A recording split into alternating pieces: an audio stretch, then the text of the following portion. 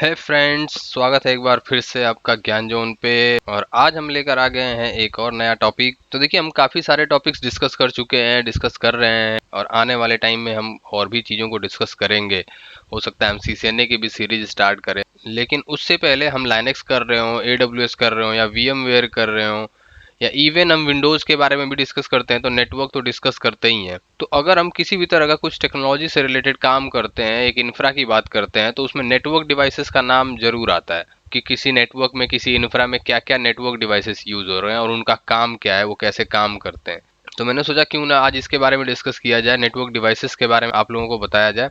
एक इंफ्रा के अंदर, एक नेटवर्क के अंदर एक से ज़्यादा तरह की डिवाइसेस यूज होती हैं। ऐसी डिवाइसेस जो किसी भी तरीके से नेटवर्क से जुड़ी हुई हो या नेटवर्क के लिए रिस्पॉन्सिबल है, नेटवर्क बनाने के लिए रिस्पॉन्सिबल हैं, वो सब नेटवर्क डिवाइसेस कहलाती हैं। तो नेटवर्क डिवाइसेस के अंदर आप कई सारे कंपोनेंट देखेंगे। तो चलिए शुरू करते हैं बिना किसी देरी के। लेकिन उससे पहले अगर आप चैनल पर नए हैं तो चैनल को सब्सक्राइब करना ना भूलें। कुछ भी डाउट होता है तो कमेंट करें, अपने फ्रेंड्स के साथ शेयर करें, ताकि ये सारी चीज़ें और भी लोगों तक पहुंचे और वो भी ये सारी चीज़ें सीख पाएं। तो देखिए, नेटवर्क डिवाइसेस के बारे में तो मैंने बता दिया कि नेटवर्क बनाने के लिए रिस्पॉन्सिबल होता है। किसी भी तरीके से अगर नेटवर्क स्टेब्लिश या नेटवर्क बनाने में जो हेल्प करती हैं डिवाइसेस, उन्हें हम नेटवर्क डिवाइसेस के अंदर रख सकते हैं। ठीक है, स्टार्ट करते हैं सबसे बेसिक से, NIC से। तो देखिए, NIC जो होता है, नेटवर्क इंटरफेस कार्ड हम इसको कहते हैं। तो बेसिकली जो NIC होता है, नेटवर्क इंटरफेस कार्ड होता है, वो होता है हमारे कंप्यूटर के अंदर कनेक्टिविटी करने के लिए। यानी कि आपके पास एक कंप्यूटर या लैपटॉप है, तो उसमें देखिए आजकल तो लैपटॉप यूज करते हैं तो वाईफाई आता है, वायरलेस लैन कार्ड लगा होता है। सिर्फ लैपटॉप में ही नहीं, डेस्कटॉप में भी अब वायरलेस वैसे आने लगा है। लेकिन वायरलेस के साथ साथ वायर्ड यानी RJ45 का कनेक्टर भी मिलता है, यानी ये वाला कनेक्टर आपको मिलेगा।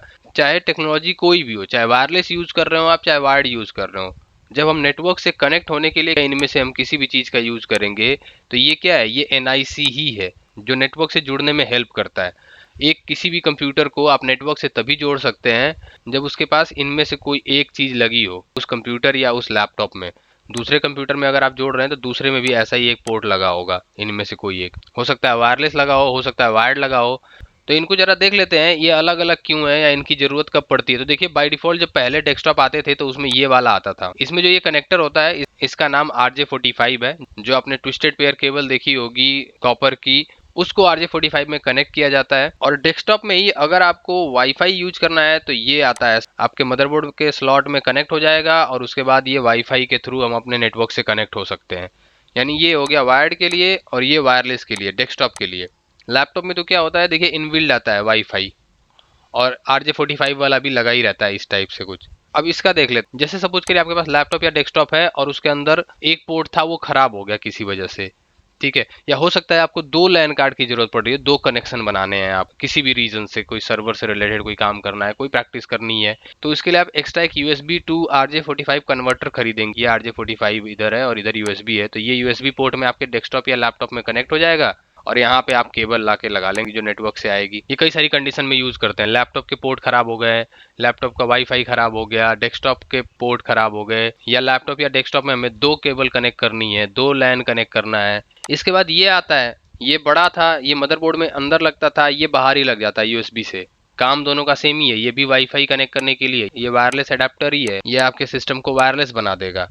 ठीक है, लेकिन ये USB में कनेक्ट होता है और ये मदरबोर्ड के स्लॉट में कनेक्ट होता है। इसी तरीके से नीचे एक दिया हुआ है फाइबर केबल के लिए, जो फाइबर की केबल आती है उसके लिए भी NIC आता है, डायरेक्ट कंप्यूटर से वो फाइबर केबल कनेक्ट हो जाएगी। अगर ये आपके पास नहीं भी है तो कन्वर्टर आता है जो फाइबर को RJ45 में कनेक्ट कर देता है, तो वो भी हम यूज कर सकते हैं। NIC के बारे में थोड़ा और आपको बताऊं तो देखिए, आपने एड्रेस का नाम सुना होगा, IP एड्रेस, मैक एड्रेस। तो मैक एड्रेस जो होता है वो फिजिकल एड्रेस बोला जाता है उसे। वो फिजिकल एड्रेस, ये जो NIC कार्ड है इसी में इनबिल्ट रहता है, इसी में एक चिप होती है, उसके अंदर वो मैक एड्रेस डाल दिया जाता है। तो जब ये डिस्ट्रॉय होगा, जब ये टूटेगा या खराब होगा, तभी वो मैक एड्रेस आपके सिस्टम से जाएगा, नहीं तो नहीं जाएगा। तो जितने भी तरह के नेटवर्क इंटरफेस कार्ड है सब में मैक एड्रेस आपको मिलेगा। जब आप इसे कनेक्ट करते हैं अपने सिस्टम से, वो मैक एड्रेस आपके सिस्टम से जुड़ जाता है। ठीक है, तो मैक एड्रेस को फिजिकल इसीलिए कहा जाता है क्योंकि वो इंटरनल होता है, वो हार्डवेयर के अंदर होता है, वो चिप के अंदर होता है। नेक्स्ट डिवाइस रिपीटर है। रिपीटर का काम देखिए होता है किसी भी वीक सिग्नल को या किसी भी सिग्नल को एम्पलीफाई करना, बूस्ट करना। जैसे सपोज करिए इस कंप्यूटर को कोई सिग्नल भेजना था, कोई डेटा भेजना था यहाँ, और इनके बीच का जो डिस्टेंस है वो काफी ज्यादा है, या इतना ज़्यादा है कि जो केबल ये यूज कर रहे हैं इसकी जो लेंथ है वो 100 मीटर ही है, लिमिटेड है मतलब, और ये जो कनेक्टेड है वो 120 मीटर पे कनेक्टेड है। ये 120 मीटर की डिस्टेंस पे है, और केबल जो कनेक्ट करते हैं उसकी जो सेगमेंट लेंथ है वो 100 मीटर है। तो सेगमेंट लेंथ का मतलब हो गया कि वो कितने दूर तक डेटा कैरी कर सकती है वो केबल, तो 100 मीटर तक कैरी कर सकती है, और ये कनेक्टेड है 120 मीटर पे। तो यानी कि ये जब डेटा भेजेगा तो ये 100 मीटर तक तो एकदम सही जाएगा, लेकिन 100 मीटर के बाद जो है वो डेटा क्या हो जाएगा, उसकी फ्रीक्वेंसी कम हो जाएगी, और यहाँ जब पहुँचेगा तो करप्टेड फॉर्म में पहुँचेगा, या हो सकता है वो रीडेबल ना हो, या प्रॉपर जो डेटा भेजा गया था वो रिसीव ना हो।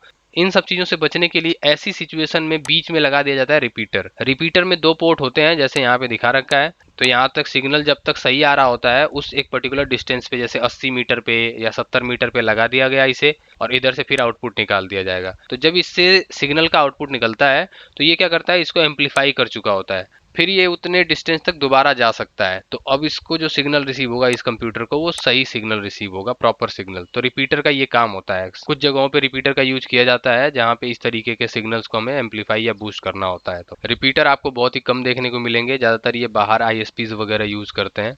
देखिए, हब का नाम आपने पहले भी सुना होगा। नेटवर्क डिवाइस की अगर हम ना भी बात करें तब भी हम हब का नाम सुने होते हैं। जैसे हमारे पास जो पावर सॉकेट होता है, जो हम घर में सॉकेट यूज करते हैं किसी भी चीज़ को प्लग करने के लिए, तो हम क्या करते हैं, मार्केट से हम एक प्लग खरीद के लाते हैं जिसमें मल्टी पोर्ट होते हैं, और उसको हम क्या करते हैं, एक सिंगल प्लग से कनेक्ट कर देते हैं, और फिर उसके बाद हम उसमें कई सारी डिवाइसेस लगा लेते हैं। हमारे पास एक सिंगल प्लग वाला सॉकेट था या पोर्ट था, उसमें मल्टी प्लग वाला हब खरीद के लाए और उसमें लगा दिया। अब हम 3 डिवाइसेस कनेक्ट कर सकते हैं। उसी तरीके से अगर हम नेटवर्क में हब की बात करें तो ऐसा ही है, सेम। देखिए, नॉर्मली क्या होता है कि अगर आपको 2 कंप्यूटर जोड़ने हैं, यहाँ पे आपके पास लैन पोर्ट है और दूसरे कंप्यूटर में भी आपके पास लैन पोर्ट है, आपने इन दोनों को आपस में कनेक्ट कर दिया। लेकिन सपोज करो 3 कंप्यूटर को आपस में जोड़ना हो तो इनको आपस में तो हम डायरेक्ट जोड़ नहीं सकते, क्योंकि सबके पास एक एक पोर्ट है। ये एक दूसरे से कनेक्ट हो जाएंगे, लेकिन ये तो कनेक्ट नहीं हो पाएगा किसी से। तो इस चीज़ को रिजॉल्व करने के लिए इसी के आधार पे जो ये हम पावर सॉकेट यूज करते हैं, कुछ उसी तरीके से हब बनाया गया है। तो देखिए, हब की कनेक्टिविटी ऐसे है कि उसके अंदर क्या कर सकते हैं, आप मल्टीपल डिवाइसेस को कनेक्ट कर सकते हैं यहाँ पे। और ये क्या करता है, इंटरनली इन सभी डिवाइसेस को आपस में कनेक्ट कर देता है। मतलब कि अगर ये डिवाइस कोई डेटा भेजेगा, ठीक है, तो इस पोर्ट के थ्रू होके दोनों के पास चला जाएगा, क्योंकि ये सारे सेंटर में कहीं ना कहीं एक दूसरे से आपस में कनेक्टेड हैं इसलिए। तो ये शुरू शुरू में हब आए थे, और हब अब यूज नहीं होते। उसका रीजन ये है क्योंकि ये क्या करता था, किसी एक कंप्यूटर से जो डेटा आता था वो सबको भेज देता था, यानी ब्रॉडकास्ट करता था। ठीक है, ये नहीं है कि जिस आईपी पे या जिस मैक एड्रेस पे मैं डेटा भेज रहा हूँ सिर्फ उसी को भेजे, ये सबको भेज देता था। तो इसीलिए अब हब का यूज नहीं होता है। हब के भी टाइप्स हैं। पैसिव हब ऐसे होते हैं, सपोज ए बी को डेटा भेजना चाहता है, तो इसने जब ये यहाँ से सिग्नल भेजा तो ये उस सिग्नल को बूस्ट करके नहीं भेजता था। जैसा सिग्नल इसको रिसीव हुआ है वैसा ही सिग्नल ये इसको आगे भेज देता था। तो अगर ये डिस्टेंस इसकी यहाँ से ज़्यादा भी पड़ रही होगी तो वो डेटा पता नहीं पहुंचेगा नहीं पहुंचेगा, ये जो भी है। तो सिंपल सा पैसिव हब क्या होता है, इस सिग्नल को बूस्ट नहीं करता, एम्पलीफाई नहीं करता। एक्टिव हब क्या करता है, इसमें पावर भी देनी पड़ती है, इसमें पावर की जरूरत नहीं पड़ती थी। ठीक है, जैसे ये देखिए, ये दिया हुआ है ना, तो ये एक्टिव हब है। इसमें ये वाला प्लग होता ही नहीं था पैसिव हब में।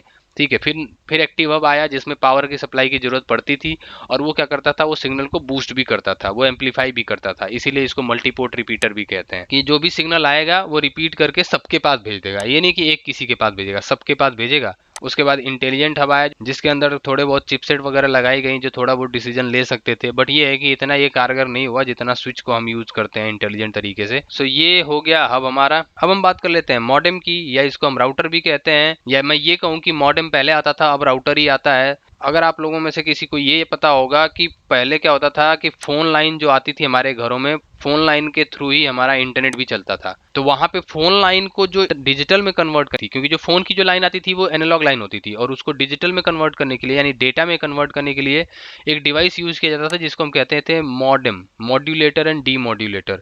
क्योंकि कंप्यूटर तो डिजिटल सिग्नल समझेगा, यहाँ डिजिटल भेजना, और यहाँ से जब कोई डेटा आएगा तो उसको वापस एनालॉग में कन्वर्ट करना, यही मॉडेम का काम होता था। एनालॉग को डिजिटल और डिजिटल को एनालॉग में कन्वर्ट करने का, तो ये मॉडेम का काम होता था। फिर जब धीरे धीरे फोन लाइन का यूज बंद हो गया, डायरेक्ट ब्रॉडबैंड कनेक्शन आने लगे, डायरेक्ट ट्विस्टेड पेयर की केबल डिजिटल लाइन आने लगी, तो उसके जगह पे अब राउटर हम यूज करते हैं, या एडीएसएल राउटर हम उसको बोलते हैं। देखिए, राउटर का नाम सुनते ही अलग अलग तरह के लोगों के दिमाग में अलग अलग बातें आएंगी। जो घरेलू यूजर्स हैं, जो होम यूजर्स हैं, या अगर घर पे जो चीजें यूज करते हैं, उनके दिमाग में ये वाला राउटर बनेगा। कोई आईटी में है तो उसके दिमाग में सिस्को के राउटर्स या और भी बड़े राउटर्स आते हैं, वो दिमाग में आएंगे। ठीक है, तो इसको भी देखिए राउटर ही कहते हैं, क्योंकि इसमें भी काफ़ी सारे ऑप्शन होते हैं। इसमें DHCP का ऑप्शन होता है, इसमें फिल्टरिंग लगाने का ऑप्शन होता है, डिवाइसेस ब्लॉक करने का ऑप्शन होता है, वाईफाई जनरेट करता है, ये तो कई सारे ये काम करता है। इसको हम राउटर भी कह सकते हैं, इसको हम एक्सेस पॉइंट भी कह सकते हैं, इसको हम मॉडेम भी कह सकते हैं।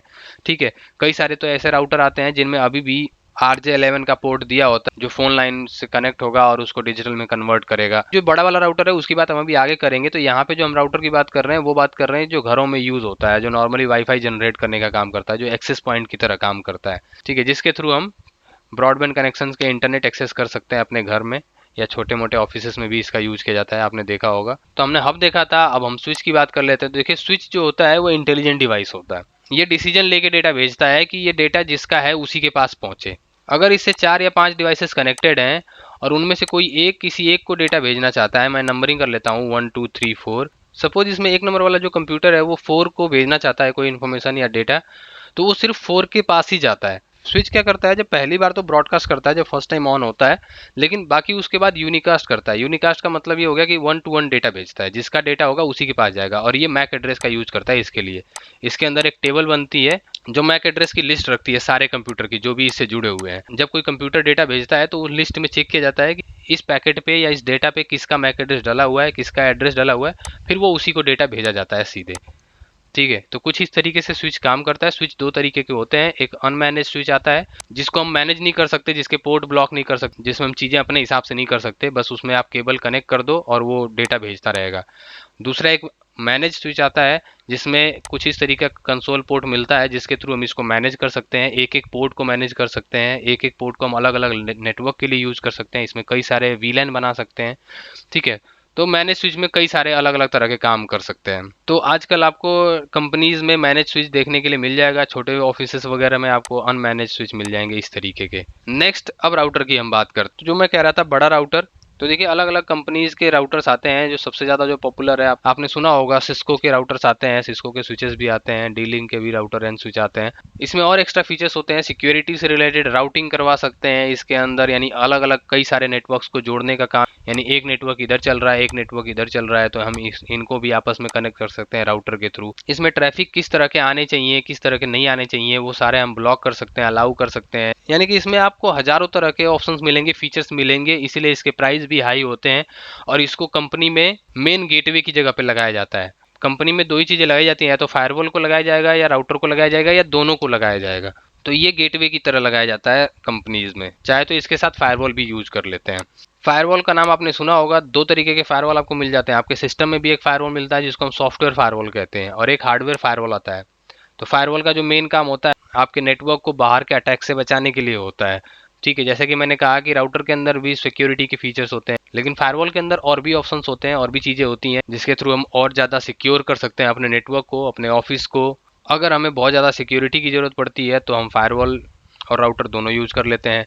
कई जगहों पे सिर्फ फायरवॉल यूज होता है, राउटर यूज नहीं होता, क्योंकि राउटर के थ्रू आप इंटरनेट डिस्ट्रीब्यूट कर रहे हैं, तो आप फायरवॉल के थ्रू भी डिस्ट्रीब्यूट कर सकते हैं इंटरनेट। फायरवॉल अलग अलग कंपनीज के आते हैं, अलग अलग जरूरत के हिसाब से आते हैं। आपको कितने यूजर्स को एक्सेस देना है इसके थ्रू, इंटरनेट का या बाकी चीज़ों का, ये उस पर डिपेंड करता है। तो मार्केट में आपको कई तरह के फायरवॉल मिल जाएंगे, कई कंपनीज के फायरवॉल मिल जाएंगे। सो गाइज, आई होप कि आज की जो टॉपिक है वो आपको क्लियर हुआ होगा, समझ में आया होगा। सो गाइज, अगर ये वीडियोस आपको पसंद आ रही हैं तो चैनल को सब्सक्राइब करना ना भूलें। अगर कोई डाउट है या कोई सजेशन है तो कमेंट करके बताएं। वीडियो को अपने फेसबुक और व्हाट्सएप के ग्रुप में शेयर करिए, अपने फ्रेंड्स के साथ शेयर करिए। मिलते हैं नेक्स्ट वीडियो में, तब तक के लिए अपना ध्यान रखिए, फैमिली का ध्यान रखिए। Bye bye and take care.